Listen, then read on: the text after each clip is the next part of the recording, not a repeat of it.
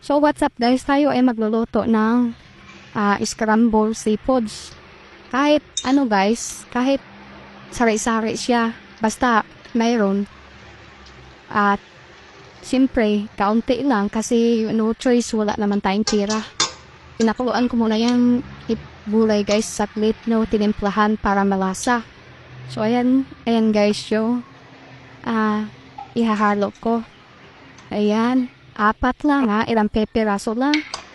4, tapos alimango, yung maliliit lang. Yun oh, yun. Pinakuluan ko lang to ng kunting suka guys para walang amoy langsa. So ayan guys ang ihahalo natin sa gulay at niluluto ko na kasi wala kaming ulam ng halian. So ito pinakuluan ko muna yung sitaw dahil lalagyan ko yan ng sauce. Yan. Sige, ako manulusawan pag hindi pakuluan yan. So ayan ang lahok natin. Nag-iisa lang kami guys. 4 na alimango na maliliit. Tapos tahong. Tapos ito maliliit. Hindi ko alam kung anong pangalan itong maliliit na to. Tapos yung tahong, yun nakakita ako ng malalaki. So, kailangan kasi pakuluan yan guys, mais guys. So, asawa ko, tirahan ko na lang yan mamaya. Ilagyan ko lang sabaw-sabaw kaunti para mayroong tapos sausaw na lang sa ito naman ay gagawin ko siya. Sus, ayan yung karne na pinalambot ko. Ihahalo ko rin yan dito.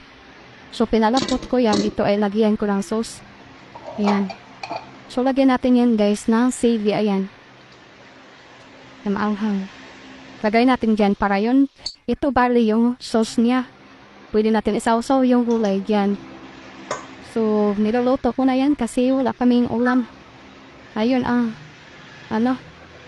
ano ba yung tawag nun? Pepretohin ko yan. So, ayan, malambot na yan, guys.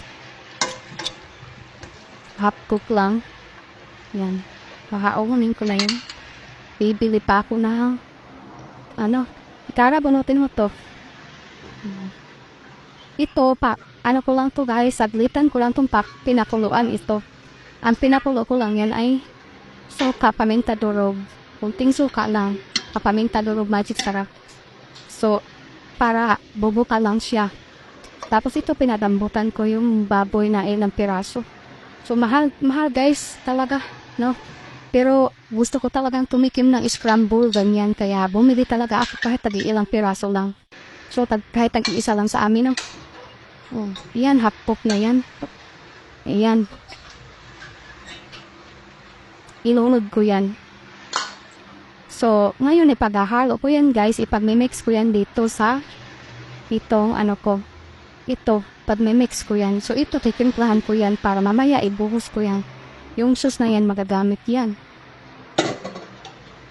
So, guys, pero kailangan anuin ko rin, para makatikim man lang tayo na